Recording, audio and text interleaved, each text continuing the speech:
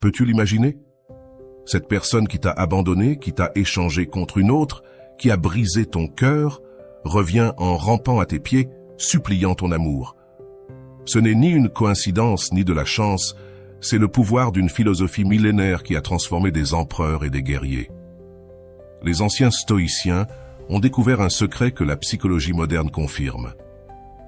Lorsque tu prononces le nom de quelqu'un 3 fois et appliques cette méthode que je vais révéler, quelque chose d'extraordinaire se produit dans le subconscient de cette personne. La connexion énergétique se rétablit avec une force totale en à peine 7 jours. Tu commenceras à recevoir les premiers messages après 21 jours et son repentir deviendra insupportable. Cette technique est prouvée, mais attention, lorsque cette personne reviendra, peut-être que tu ne la voudrais plus. Le pouvoir du stoïcisme ne se contentera pas de les ramener, il te transformera en quelqu'un de supérieur, d'irrésistible, d'inaccessible. Prépare-toi à découvrir la méthode qui permet à des milliers de personnes de retrouver leur pouvoir dans les relations, le pouvoir intérieur, le véritable pouvoir. Il ne réside pas dans le contrôle des autres, mais dans la maîtrise de soi. Quand quelqu'un te quitte, tu as l'impression qu'on t'a arraché une partie de ton âme, n'est-ce pas? Ce vide dans la poitrine, ce nœud dans la gorge qui t'empêche de respirer, les nuits deviennent interminables. Tu révises les messages encore et encore, te demandant ce que tu as mal fait. Tu te réveilles avec l'espoir de voir une notification de cette personne sur ton téléphone. Cette douleur est réelle, mais c'est aussi ta plus grande opportunité. Le stoïcisme nous enseigne que la souffrance ne vient pas des faits, mais de la façon dont nous réagissons face à eux. Quand cette personne est partie, elle n'a pas emporté ta capacité à être heureux. Elle t'a simplement montré que tu avais mis ton bonheur entre de mauvaises mains. Maintenant, c'est le moment de récupérer ce pouvoir. Chaque fois que tu ressens l'envie de lui écrire, de la recherche sur les réseaux sociaux, de demander de ses nouvelles à des amis en commun, tu dois reconnaître que tu es en train de donner ton pouvoir. Tu dis à l'univers, « Je ne peux pas aller bien sans cette personne ». Et tant que tu envoies ce message, tu resteras pris dans la douleur. Le premier pas est d'accepter complètement la situation actuelle, non pas comme tu voudrais qu'elle soit, ni comme tu espères qu'elle sera dans le futur, mais exactement comme elle est maintenant. Cette personne n'est pas là. Elle est partie et toi, tu es toujours là, en train de respirer, d'exister, avec un cœur qui, bien qu'il soit blessé, continue de battre. Salut à tous ceux qui nous regardent depuis différentes parties du monde, à tous nos amis de la France, du Canada, de la Belgique, de la Côte d'Ivoire, du Cameroun, des États-Unis, du Maroc, de l'Île-de-France, d'Algérie, d'Haïti, du Togo et bien sûr au reste de nos frères et sœurs. Bienvenue sur Vision Stoïcienne. C'est toujours un plaisir de me connecter avec vous, en partageant des idées profondes issues du vaste monde. N'oubliez pas de cliquer sur « J'aime », de partager cette vidéo avec vos proches, de vous abonner à notre chaîne et d'activer la cloche de notification pour rester informé de nos contenus les plus récents. Chaque geste compte pour nous aider à faire grandir cette communauté dédiée à la sagesse et à l'épanouissement. La philosophie stoïque nous invite à nous concentrer uniquement sur ce que nous pouvons contrôler. Tu ne peux pas contrôler le fait que cette personne t'ait quitté, tu ne peux pas contrôler ses sentiments, tu ne peux pas contrôler si elle reviendra ou non. Tout ce que tu peux contrôler, c'est ta réaction face à cette situation. C'est là que réside ton véritable pouvoir. Quand tu cesses de poursuivre, de supplier, de t'attendre à ce que quelque chose de magique se produise, l'énergie que tu dépensais pour cette personne revient à toi. Tu n'es plus une fleur fanée par manque d'attention, tu deviens ton propre soleil. Ce changement ne passe pas inaperçu. L'univers perçoit cette transformation. Et curieusement, c'est aussi le cas de celui ou celle qui t'a abandonné. Quand tu cesses d'avoir besoin de quelqu'un, cette personne ressent cela comme si un fil invisible qui vous reliait se relâche soudainement. Elle ne ressent plus ton tiraillement constant, ton besoin, ton désir. Et paradoxalement, cela éveille sa curiosité. Pourquoi ne me cherche-t-elle plus? Pourquoi n'a-t-elle plus besoin de moi? A-t-elle trouvé quelqu'un d'autre? Ces questions commenceront à tourner dans son esprit.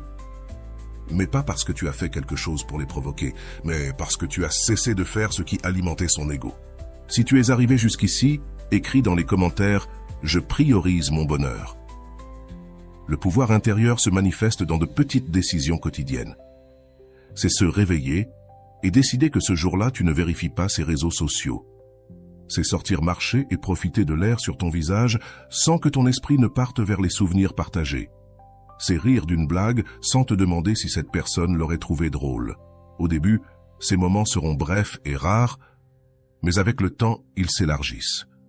Une minute deviendra une heure deviendra un jour deviendra une semaine. Ce n'est pas que la douleur disparaisse complètement, c'est que tu apprends à ne pas t'identifier à elle. Le stoïcisme nous enseigne à distinguer la douleur de la souffrance. La douleur est inévitable quand nous perdons quelque chose que nous apprécions. La souffrance, elle, est optionnelle et naît de notre résistance à accepter ce qui est. Quand tu cesses de lutter contre la réalité, la souffrance commence à se dissoudre. Ce processus de récupération du pouvoir intérieur n'est pas linéaire. Il y aura des jours où tu auras l'impression de reculer, où la tentation d'écrire sera presque irrésistible. Dans ces moments-là, respire profondément et rappelle-toi que chaque fois que tu résistes à cette impulsion, ton pouvoir intérieur grandit. L'esprit humain fonctionne de manière mystérieuse. Quand tu commences à t'apprécier toi-même, quand tu commences à te traiter avec l'amour et le respect que tu mérites, tu émets une vibration différente. Cette vibration attire non seulement de nouvelles opportunités et de nouvelles personnes dans ta vie, mais elle agit aussi comme un aimant pour ceux qui t'ont sous-estimé. Ce n'est pas de la magie ni de la superstition, c'est de la psychologie de base. Les gens apprécient ce qu'ils perçoivent comme rare ou inaccessible. Quand tu étais entièrement accessible, quand tu étais prêt à tout donner sans rien attendre en retour, inconsciemment, tu t'es dévalorisé aux yeux de cette personne. Maintenant, en retrouvant ton pouvoir, tu deviens quelqu'un de précieux, quelqu'un qu'il faut reconquérir. Mais voici la partie la plus importante. Tu ne fais pas cela pour qu'elle revienne. Tu le fais pour revenir à toi-même, à ton essence, à ton centre de pouvoir. Si cette personne revient, ce sera une conséquence, pas un objectif. Le véritable pouvoir intérieur se manifeste quand tu peux regarder dans les yeux celui qui t'a fait du mal et ne ressentir ni haine ni désir, juste une tranquille indifférence. Quand tu peux lui souhaiter sincèrement le meilleur, non pas depuis un lieu de sacrifice ou de martyre, mais depuis un véritable détachement émotionnel. C'est l'état que les stoïciens appelaient ataraxie, une paix mentale profonde qui ne dépend pas des circonstances extérieures.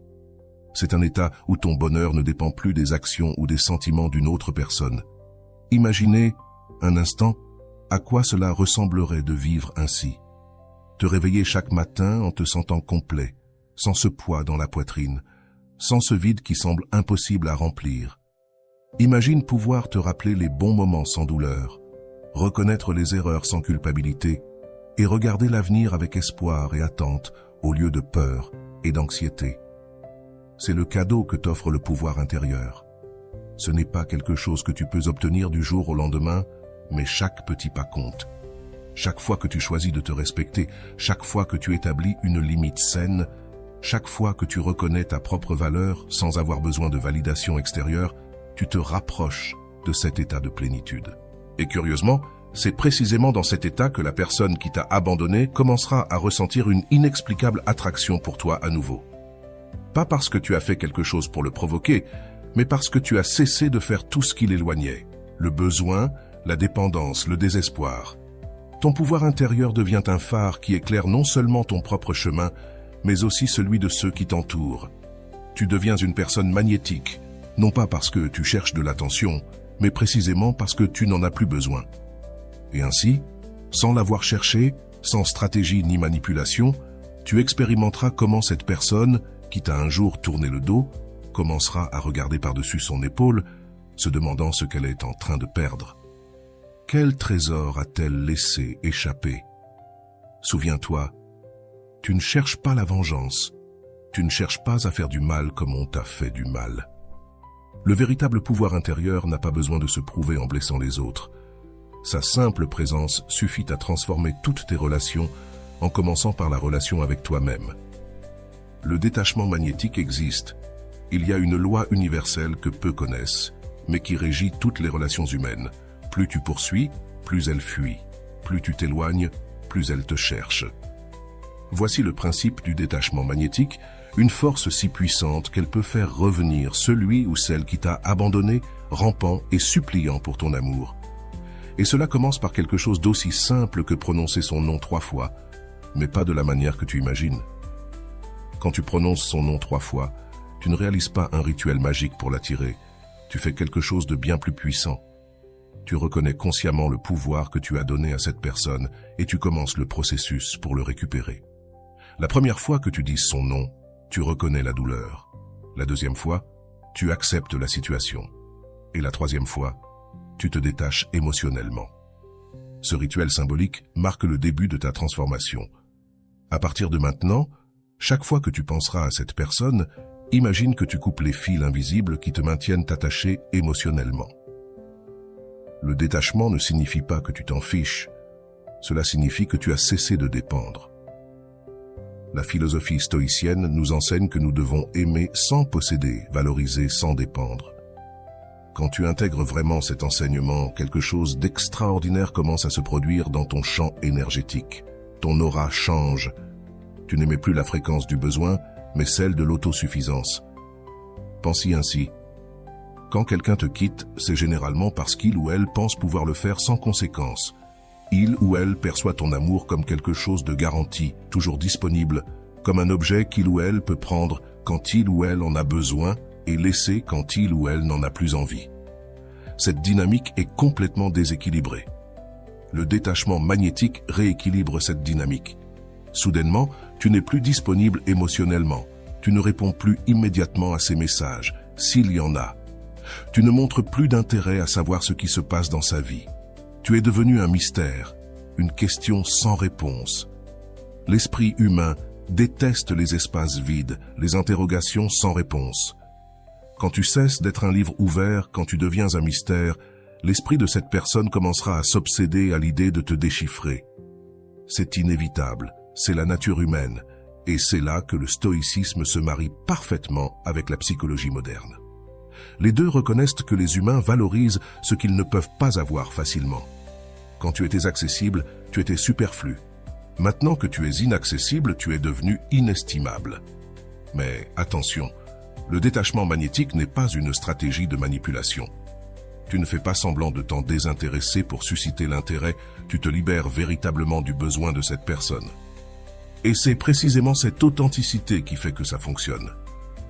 Si tu es arrivé jusqu'ici, écris dans les commentaires « Je priorise ma vie ». Si tu fais semblant de te détacher, mais au fond, tu es toujours désespéré, cette personne le ressentira. L'énergie ne ment pas. Cela doit être un changement réel, profond, sincère. Tu dois vraiment atteindre le point où tu peux vivre heureux sans cette personne dans ta vie. Cela semble contradictoire.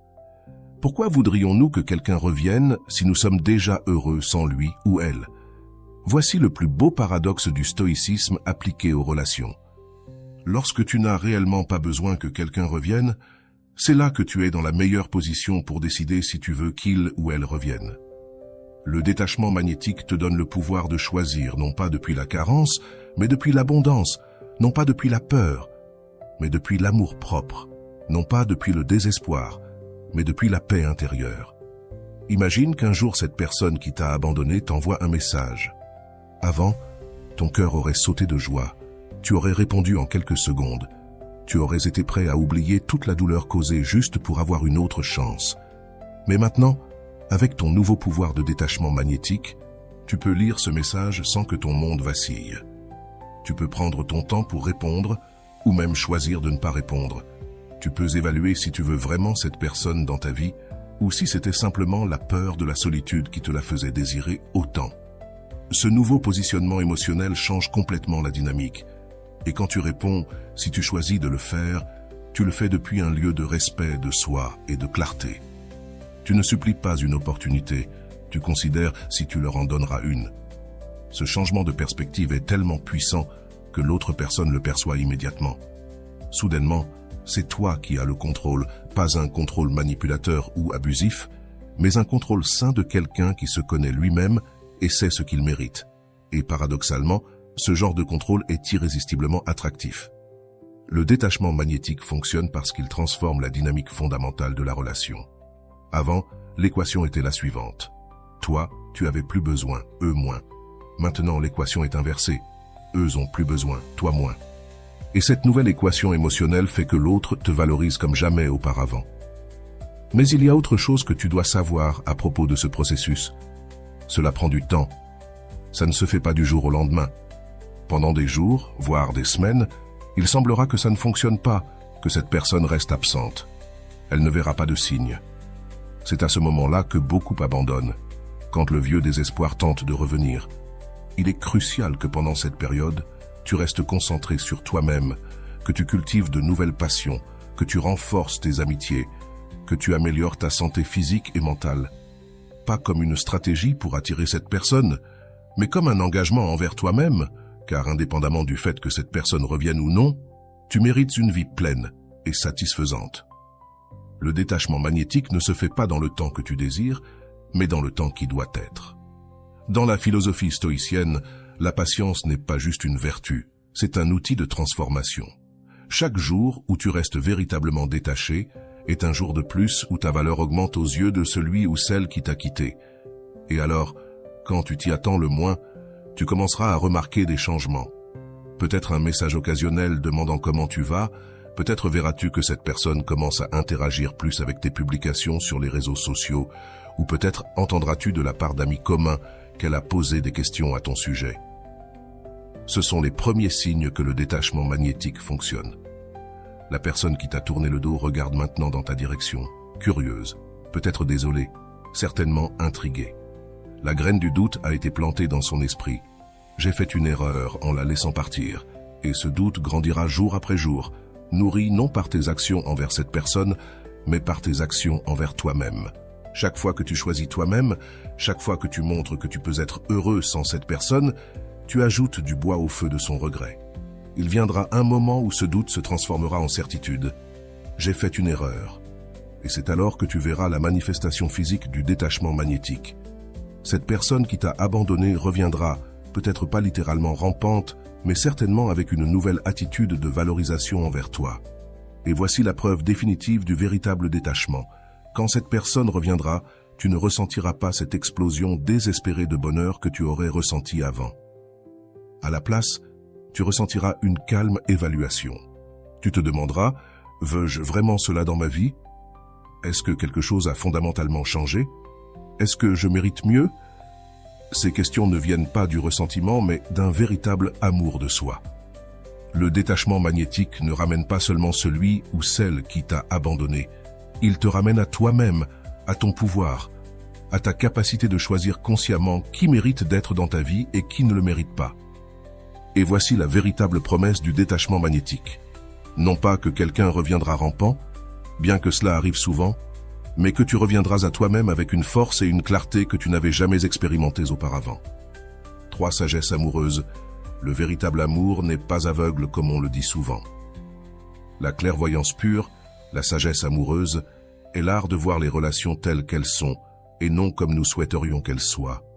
Et cette vision claire est précisément ce qui fait que celui qui t'a abandonné revient en implorant ton amour, car il comprendra finalement qu'il a perdu quelqu'un qui voyait la vérité.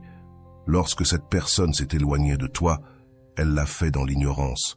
Elle n'a pas vu ta véritable valeur. Elle n'a pas apprécié la profondeur de ce que tu offrais. Elle a agi dans l'illusion, poursuivant des mirages d'un monde meilleur ou différent. Mais le temps est le grand maître, et la réalité finit par se révéler à tous. La sagesse amoureuse commence par la reconnaissance d'une vérité fondamentale que les stoïciens ont comprise il y a des millénaires. L'amour authentique n'est pas la possession, mais la liberté. Lorsque tu aimes vraiment quelqu'un, tu respectes sa liberté, même la liberté de partir. Cela semble contradictoire, mais cette acceptation est ce qui sème les graines de son retour. Prononce son nom 3 fois, et il reviendra. Ce n'est pas un sortilège magique, mais une pratique de reconnaissance.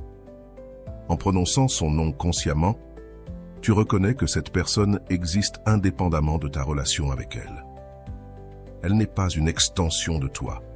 Elle n'est pas ta possession. Elle n'est pas ta source de bonheur. C'est un être séparé, avec son propre chemin. Cette compréhension profonde change toute ton énergie. Tu cesses d'émettre des ondes de besoin et tu commences à rayonner de compréhension.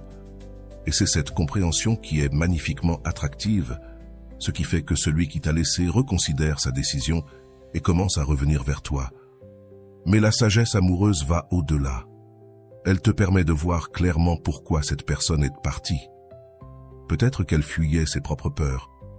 Peut-être cherchait-elle chez d'autres ce qu'elle n'a pas trouvé en elle-même, ou peut-être sentait-elle qu'elle ne méritait pas l'amour que tu lui offrais.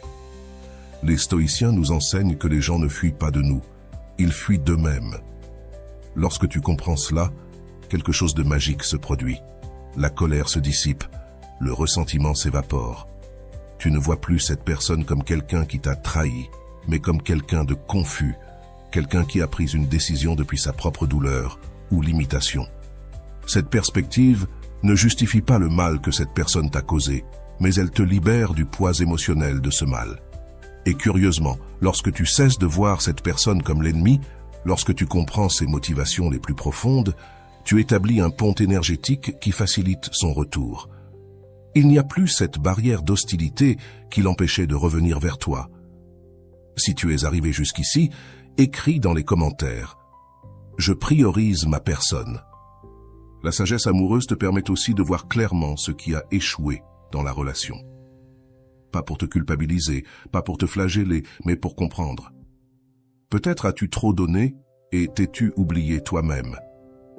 Peut-être as-tu permis des comportements qui ont érodé ta dignité, ou peut-être que tu aimais plus l'idée de cette personne que ce qu'elle était réellement.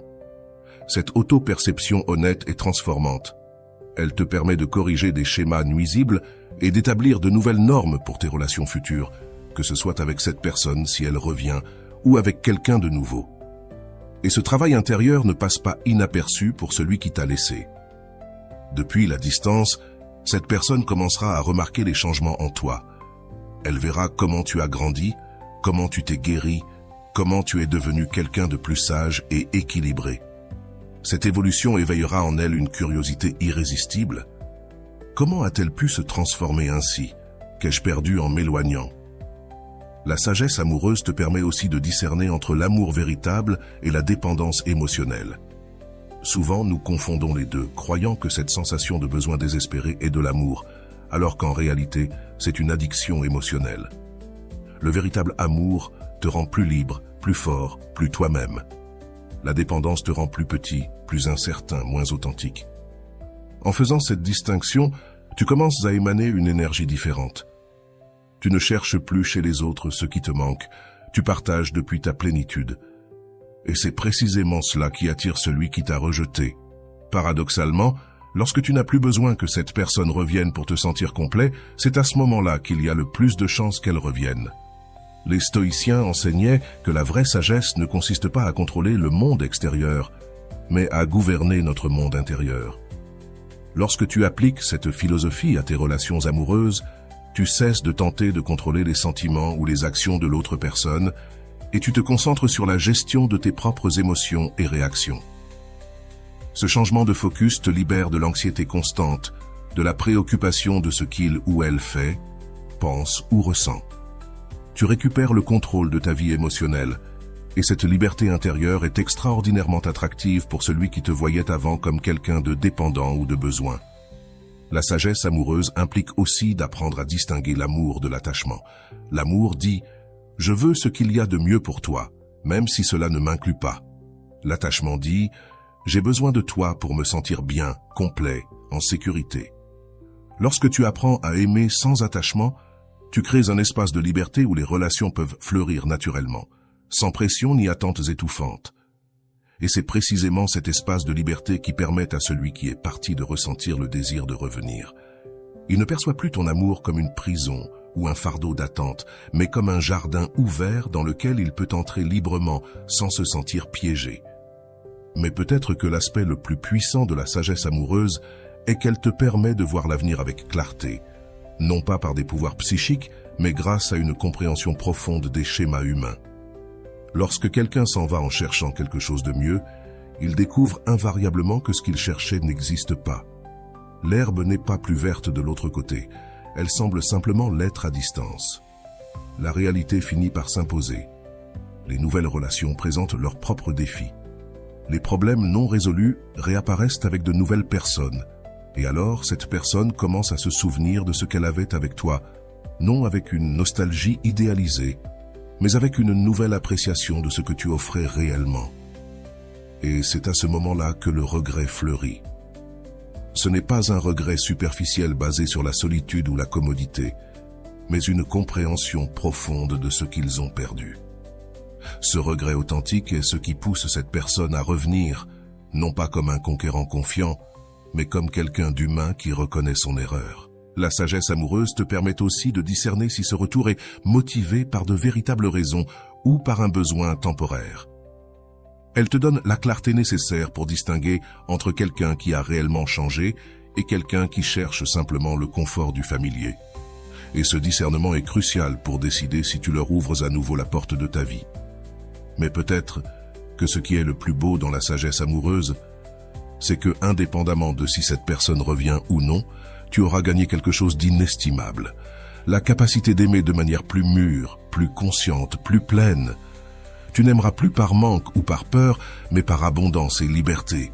Et ce nouvel amour, qu'il soit avec celui qui t'a laissé ou avec quelqu'un de nouveau, sera infiniment plus satisfaisant que tout ce que tu as pu expérimenter auparavant, car il sera fondé non pas sur le besoin désespéré de te compléter dans le désir conscient de partager ta plénitude. La sagesse amoureuse consiste, en fin de compte, à comprendre que le véritable but des relations n'est pas de nous rendre heureux, mais de nous rendre conscients. Chaque rencontre, chaque rupture, chaque réconciliation est une occasion de nous connaître plus profondément, de guérir de vieilles blessures, d'évoluer en tant qu'êtres humains. Et quand tu incarnes cette compréhension, tu deviens un aimant irrésistible, non seulement pour celui ou celle qui t'a quitté, mais pour toute personne qui apprécie la profondeur, l'authenticité et la véritable connexion. Tu deviens un phare de sagesse amoureuse dans un monde de relations superficielles, basé sur la convenance et la peur de la solitude. Alors, prononce son nom 3 fois, non pas comme une supplication pour qu'il ou elle revienne, mais comme un acte de libération et de compréhension. Libère-toi de l'attachement, comprends les leçons et prépare-toi à recevoir ce que l'univers a réservé pour toi, que ce soit le retour de cette personne ou une nouvelle opportunité d'aimer depuis la sagesse. Le contrôle émotionnel est la couronne du stoïcisme et la clé secrète pour que cette personne revienne se traînant à tes pieds. Il ne s'agit pas de réprimer tes émotions, mais de les gérer avec une telle maîtrise que tu deviens un être imperturbable face aux tempêtes émotionnelles qui auparavant te renversaient. Quand cette personne t'a quitté, probablement ton monde émotionnel a explosé en 1000 morceaux. La tristesse, la colère, la peur, le désespoir. Toutes ces émotions ont pris le contrôle de ton esprit et de ton corps. Peut-être as-tu pleuré pendant des jours, supplié une autre chance, envoyé des messages à des heures tardives qui te font maintenant honte. Cette déstabilisation émotionnelle ne t'a pas seulement fait souffrir, mais a confirmé dans l'esprit de celui ou celle qui t'a quitté qu'il ou elle avait pris la bonne décision. Les stoïciens avaient un concept fondamental, les impressions. Ce sont les réactions automatiques et instantanées que nous éprouvons face aux événements. Lorsque tu apprends que ta relation est terminée, l'impression initiale est dévastatrice, mais les stoïciens nous enseignent qu'entre l'impression et notre réponse, il existe un espace. Et dans cet espace réside notre pouvoir de choisir. Le contrôle émotionnel commence par élargir cet espace, par créer une pause entre le stimulus et la réponse. Lorsque tu réussis cette pause, tu n'es plus esclave de tes réactions automatiques. Tu peux ressentir la douleur sans devenir la douleur. Tu peux éprouver la tristesse sans que la tristesse te définisse. Prononcer son nom 3 fois fait partie de ce processus. C'est un exercice de désensibilisation. La première fois, le nom provoque une avalanche d'émotions. La deuxième fois, l'intensité diminue. La troisième fois, tu commences à ressentir une certaine distance émotionnelle. Ce n'est pas que tu ne ressens plus rien, c'est que maintenant, toi, tu contrôles les émotions, plutôt que ce soit elles qui te contrôlent. Ce contrôle émotionnel a un effet immédiat sur ton comportement. Tu n'agis plus par désespoir, tu n'envoies plus de messages impulsifs, tu ne prends plus de décisions qui compromettent ta dignité. Cette nouvelle stabilité émotionnelle se reflète dans chaque aspect de ta vie. Ton travail, tes conversations, tes publications sur les réseaux sociaux. Et voici ce qui est fascinant. Celui ou celle qui t'a quitté percevra ce changement, même à distance. Là où il ou elle voyait quelqu'un consumé par les émotions, il ou elle voit maintenant quelqu'un de serein, équilibré, intrigant, imperturbable. Cette transformation éveille sa curiosité. Comment a-t-il ou elle pu surmonter cela si rapidement? M'a-t-il ou elle vraiment oublié? Peut-être ne m'a-t-il ou elle jamais aimé autant que je le croyais? Le contrôle émotionnel te permet aussi de voir la situation avec clarté. Lorsque les émotions intenses n'obscurcissent plus ton jugement, tu peux analyser objectivement ce qui s'est passé dans la relation.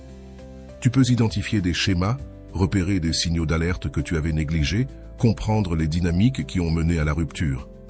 Cette clarté mentale ne t'aide pas seulement à guérir, mais te prépare aussi à une réconciliation potentielle, depuis un lieu de sagesse, non de désespoir. Mais l'aspect le plus puissant du contrôle émotionnel est peut-être son effet magnétique. Les êtres humains sont naturellement attirés par ceux qui démontrent une stabilité émotionnelle. C'est une qualité rare et précieuse dans un monde où la majorité réagit impulsivement à chaque stimulus.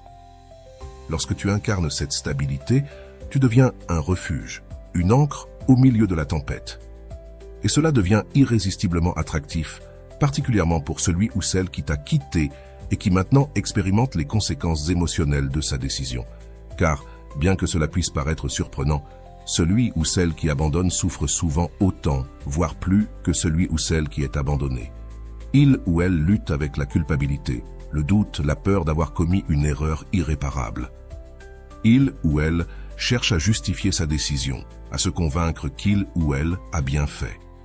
Mais quand il ou elle te voit, calme, équilibré, avançant avec dignité, la certitude qu'il ou elle avait raison commence à se fissurer. Le contrôle émotionnel implique également de gérer tes attentes. Tant que tu es obsédé par l'idée que cette personne revienne, tu restes son esclave émotionnel. La véritable liberté arrive quand tu acceptes profondément que tu pourrais ne jamais la revoir et que même dans ce cas, tu sais que tu seras bien. Cette acceptation sincère, paradoxalement, augmente les chances d'une rencontre. Pratiquer le contrôle émotionnel au quotidien implique de petites décisions. Lorsque tu ressens l'envie de vérifier ces réseaux sociaux, tu choisis de ne pas le faire. Lorsque la tristesse t'envahit en entendant ta chanson, tu laisses l'émotion s'écouler sans résistance, mais tu ne t'y accroches pas. Lorsque des amis communs mentionnent son nom, tu gardes une expression neutre, ni anxieuse, ni indifférente. Ces petites victoires s'accumulent. À chaque fois que tu choisis une réponse équilibrée plutôt qu'une réaction impulsive, tu renforces ton contrôle émotionnel.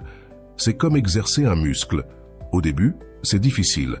Cela demande un effort conscient, mais avec la pratique, cela devient naturel, automatique. Pendant que tu te fortifies émotionnellement, quelque chose d'intéressant se passe avec celui ou celle qui t'a quitté. L'absence de drame, de poursuite, de supplication désespérée crée un vide dans son expérience. Ce vide génère de l'inquiétude. L'esprit humain déteste les espaces vides, il cherche à les remplir immédiatement. Et ainsi, presque sans s'en rendre compte, cette personne commence à penser à toi de plus en plus. Ce ne sont pas des pensées de pitié ou de culpabilité comme avant, mais de véritable curiosité et d'intrigue. Que fait-il ou elle? Avec qui est-il ou elle? Pourquoi ne me cherche-t-elle pas? Ces pensées commencent à occuper de plus en plus de place dans son esprit. Ce qui avant était une certitude, que c'était fini, devient une question inconfortable. Ai-je vraiment fait ce qu'il fallait? Et c'est là que le contrôle émotionnel montre toute sa puissance. Lorsque cette personne reviendra vers toi, ce ne sera pas en retrouvant la même personne émotionnellement dépendante qu'elle a laissée, mais quelqu'un transformé, quelqu'un avec de l'autodiscipline, quelqu'un qui irradie une force calme et magnétique. La réunion, si elle a lieu, ne se fera pas selon tes anciens termes, anxiété, dépendance, peur, mais selon tes nouveaux termes, clarté, équilibre, respect de soi. Tu ne seras plus celui ou celle qui quémande de l'amour, mais celui ou celle qui décide consciemment s'il ou elle veut partager son amour à nouveau. Ce changement de dynamique est ce qui fait que celui ou celle qui t'a abandonné reviendra se traînant, non pas parce que tu l'as manipulé ou parce que tu as joué à un jeu psychologique, mais parce que tu as évolué authentiquement. Tu es devenu quelqu'un qui ne mendie plus l'amour, mais qui le donne depuis sa propre abondance, et uniquement à celui ou celle qui le valorise correctement. Le contrôle émotionnel te permet aussi d'identifier de faux signes de repentance. Lorsque celui ou celle qui t'a quitté essaie de revenir, tu pourras discerner s'il ou elle agit par amour sincère ou par des motifs égoïstes. Solitude, convenance, ego blessé. Sans contrôle émotionnel, tu pourrais sauter sur n'importe quelle miette d'attention qu'il ou elle t'offre. Tu peux évaluer objectivement si cette personne mérite une seconde chance dans ta vie. Les stoïciens nous enseignent que les émotions sont comme des chevaux sauvages, puissants et intenses, capables de nous emmener loin, mais potentiellement destructeurs si nous ne les domptons pas. Le contrôle émotionnel consiste à apprendre à monter ces chevaux, à les diriger dans la direction que nous choisissons, au lieu d'être traînés par eux sans direction ni but. Lorsque tu maîtrises cet art, tu ne transformes pas seulement ta vie amoureuse, mais ta vie entière. Tu te libères du chantage émotionnel, des montagnes russes de hauts et de bas qui définissaient autrefois tes journées. Tu trouves une paix intérieure qui ne dépend pas des circonstances extérieures, une stabilité qui émane de ton centre et se diffuse dans tous les aspects de ta vie. Et cette paix, cette stabilité, cette maîtrise de toi-même est ce qui fait que celui ou celle qui t'a quitté remet profondément en question sa décision. Là où il ou elle voyait de la faiblesse, il ou elle voit de la force. Là où il ou elle voyait de la dépendance, il ou elle voit de l'autonomie. Là où il ou elle voyait un besoin, il ou elle voit un choix conscient. Cette remise en question les amènera inévitablement à ta porte, non comme quelqu'un qui te rend un service en revenant, mais comme quelqu'un qui reconnaît humblement avoir laissé partir quelque chose de précieux. Et lorsque cette personne frappera à ta porte, ton contrôle émotionnel te permettra de prendre la décision la plus importante. Si tu ouvres ou non, plus depuis la carence, mais depuis la plénitude. Souviens-toi, l'objectif final du contrôle émotionnel n'est pas de manipuler les autres pour qu'ils reviennent vers toi, mais de te libérer de la tyrannie de tes propres réactions incontrôlées. Si cette personne revient, ce sera un magnifique effet secondaire de ta transformation. Si elle ne revient pas, tu seras parfaitement équipé pour créer une vie pleine sans elle. Le véritable miracle du contrôle émotionnel n'est pas de faire revenir quelqu'un se traînant, mais de découvrir que, quoi que tu fasses, tu n'as plus besoin que quelqu'un se traîne vers toi pour te sentir complet.